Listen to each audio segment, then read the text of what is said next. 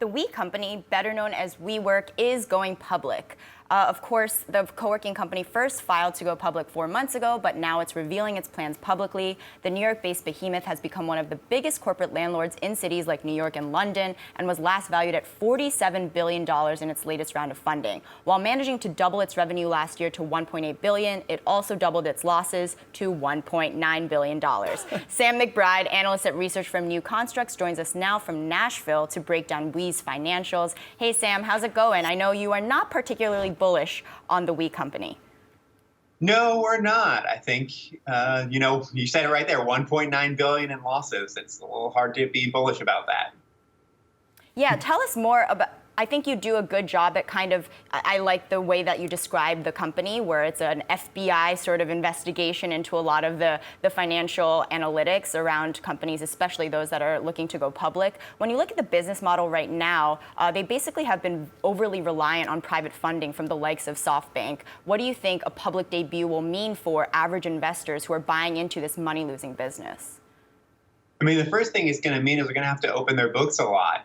We saw they've confidentially filed for their IPO, which means they're still not showing detailed financials. It's going to be very interesting to see, what's buried in the footnotes there when they finally open up their books to the public investors. But just on a bigger basis, looking at their business model, the big question here is what happens to them in a downturn.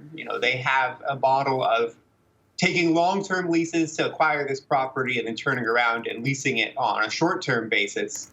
That's a decent business when real estate prices are going up and rents are going up. What happens in a real estate downturn? What happens in a market downturn when they can't get all this funding to subsidize their losses? That's a big question for them.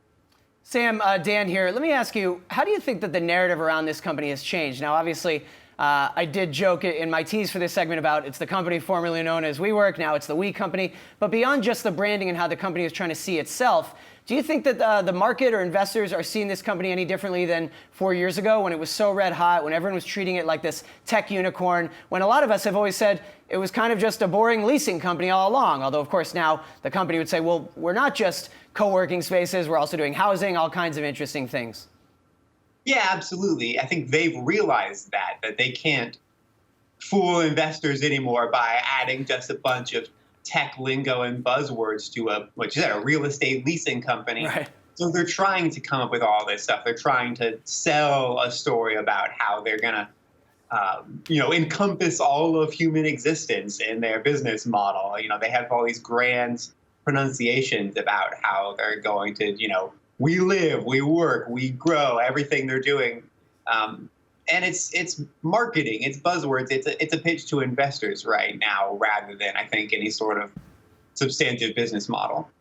Sam, obviously we don't have the full filing yet, but we have some sense of what WeWork's financials look like. Just based on what you know, what do you think the company is actually worth? That's a very hard question to answer without any detailed financials. I think the big thing right now is their price for perfection. Their price for, whatever their business model is, their price is that they're going to execute it and they're going to become this massive, massive company. I think a good peg, there's a company in Europe, IWG, that does basically the same thing. They have more revenue than WeWork. They actually turn a profit. They're worth $3 billion.